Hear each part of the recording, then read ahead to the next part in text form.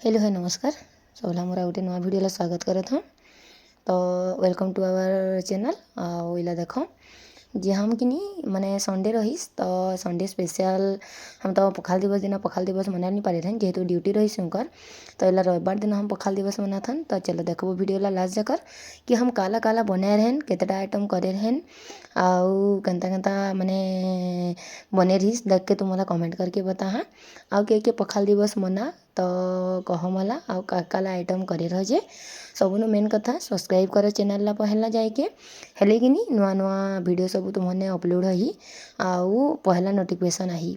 तो हला पहला इला मैं काट दथ माने करला आउ भेड़ी के चिप्स बनाबो।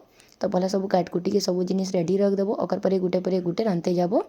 तो इला माछो है आउ तो इला चुना माछ टी आने देख। तो इला चुना माछ टी सान देबो आउ पहला इला सेनु भजा टी कर देबो आउ ओकर परे आउ काला आइटम ही वीडियो ला लास्ट जाकर देख यदि भात होते इंडक्शन थी। तो जाने रहो गैस के जन प्रकार सर्टेज चलीस है तो गैस तो बचत करे लगी ही काजे कि सर्विस के लिए फिर आसी ही नहीं आसी ही हाँ कि नहीं। तो हेती लगी आउ गैस तो एवेलेबल है आमर तथापि गैस टी बचत हो करके इंडक्शन यूज कर दथन। इंडक्शन तो माने इंडक्शन कम मिला ये है माने आमर जेन आथे इन्फरेटर कह के जे माने जेनला पूरा जलते से पुड़ा पुड़ी सबू हेल्प पारथे। तो चलो देखबो हम काला काला से पुड़ान कि ट्राए करन कि केनता जलत है आउ यूज केनता करा हथे। तो इला माछ के देखो मोर भजा है गिसन मस्त दिसत है कि कहो पूरा चुना माछ के खात काला काला भल लगथे मला तो बहुत भल लगथे आउ चुना माछ तो देह लगी भी भल है।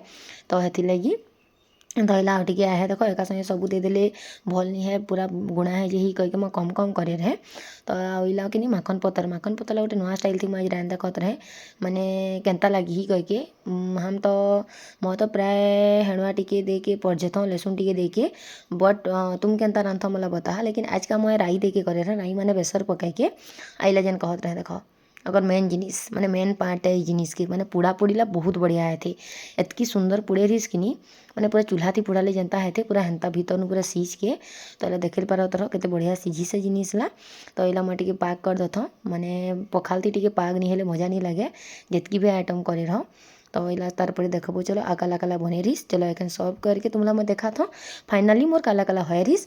तो वीडियो ला लास्ट जाकर देख हो हेली जाने पार हो मैं काला काला बना रहे जे आउ रविवार ला पूरा मजा पला आसीस। तो चलो देखबो एखन बाड़ बुढ़ा के आइला फिर देखो भाजी शाग गरम गरम शाग गोटे अलग मजा है हाँ कि नहीं कह। तो सब मैं रेडी कर देनो गदा बुड़ा भी सरी किसन। तो चलो खाबो एखन। तो मैं आइला मोर थाली रेडी कर पका था आइला कदेल आलू भजा तो आउ काला है देखो इला। तो इला हैगिस बैगन पतल के पूरा के पाग तार पर है आहरी बहुत जिनिस माने केतरा जिनिस कि मैं थाली थी दबा लगी भी भूला छड़े।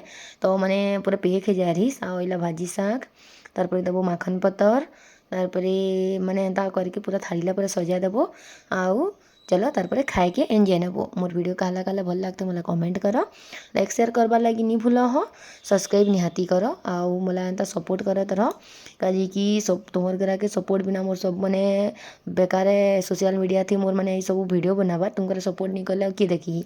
तो चुना माछ देख बढ़िया सुंदर मस्त भाजी से बहुत दिन पर टे भल चुना माछ मिले रहीस नहले कि माने टे बासी बासी ला मिलते बेले भल नहीं लगे आ थाली के बढ़िया है ना पूरा रंगीन है पूरा सजा के। तो ये आहरी बड़ी चूड़ा काकाला रहीस जे कि मैं दबा लगी भी पासे छड़े। तो फाइनली देख रेडी है मोर पखाल थाली। तो चलो एखन पेटी खाए देबो इला गदा बुड़ा करके रेडी है जाई हाँ। जय जगन्नाथ जय माँ समली मला एंता भल पाए बार दत रह थैंक यू।